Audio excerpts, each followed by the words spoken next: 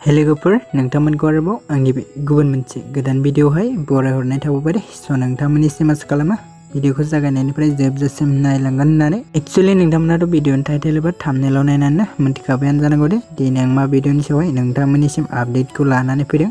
ओमफ्राय लोगोफोर जायफोरा भिडिअखौ नायनो इन्टारेस्ट मोनो भिडिअखौ जागायनायनिफ्राय जोबजासिम नायलांब्लानो जाबाय दे लोगोफोर जाहाथे नोंथांमोना भिडिअखौ नायनानै मोजाङैनो बुजिना लानो हायो दे लोगोफोर। ओमफ्राय लोगोफोर आं दिनै अख्रां गंसे आबुं बर' सावथुननि सायाव नोंथांमोननिसिम शेयार खालामनो होनना सानदों दे लोगोफोर। स' लोगोफोर जायफोरा चेनेलाव भिडिअखौ गोदानै नायगासिनो दङब्ला चेनेलखौ साबस्क्राइब खालामना लाग्रोबानो जाबाय दे लोगोफोर। ओमफ्राय लोगोफोर खाथियावनो थानाय बेलनि आइकनखौबो अल प्रेस खालामना लादो लोगोफोर जाहाथे आंनि गोदान भिडिअनि नटिफिकेशनफोरा नोंथांमोननि सेराव थाबैनो सहैदो। एक्चुअली लोगोफोर नोंथांमोना गोबाङानो भिडिअनि टाइटेल एबा थाम्बनेइलाव नायनानै मोनथिखादों आन्दै। एक्चुअली लोगोफोर अख्रां गंसे आबुं बर' सावथुननि पार्ट 9 बा एपिसोड 9 भिडिअखौ जोंहा रिंसार ब्रह्म इउटुब चेनेला दाबावैनो रिलिज खालामना होबाय दे लोगोफोर। स' लोगोफोर जाय बिथांमोना दासिमबो जुदि बे अख्रां गंसे आबुं बर' सावथुननि एपिसोड 9 भिडिअखौ नायाखै अब्ला नोंथांमोना रिंसार ब्रह्म इउटुब चेनेलाव थांनानै नायहैबानो जाबाय दे लोगोफोर। ओमफ्राय लोगोफोर बे भिडिअनि डिसक्रिपसनावबो आं लिंक होना होदों दे लोगोफोर। स' नोंथांमोना बे लिंकआवबो चेक खालामना नायहैनो हागोन दे।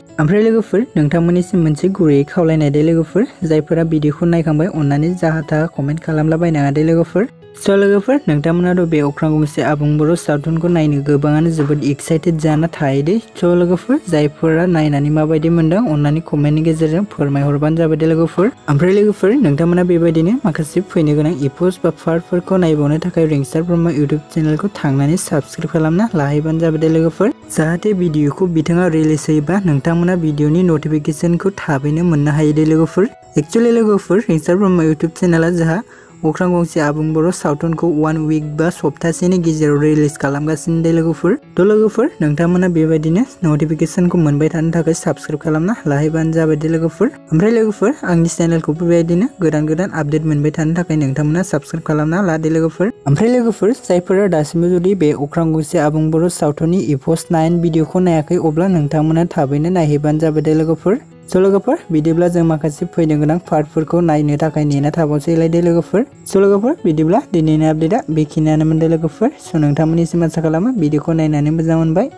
भिडिअखौ जुदि नायनानै मोजां मोनदोंब्ला अन्नानै चेनेलखौ साबस्क्राइब भिडिअखौ लाइक आरो कमेन्ट खालामनो दाबाव दे लोगोफोर। गोजोन्थों।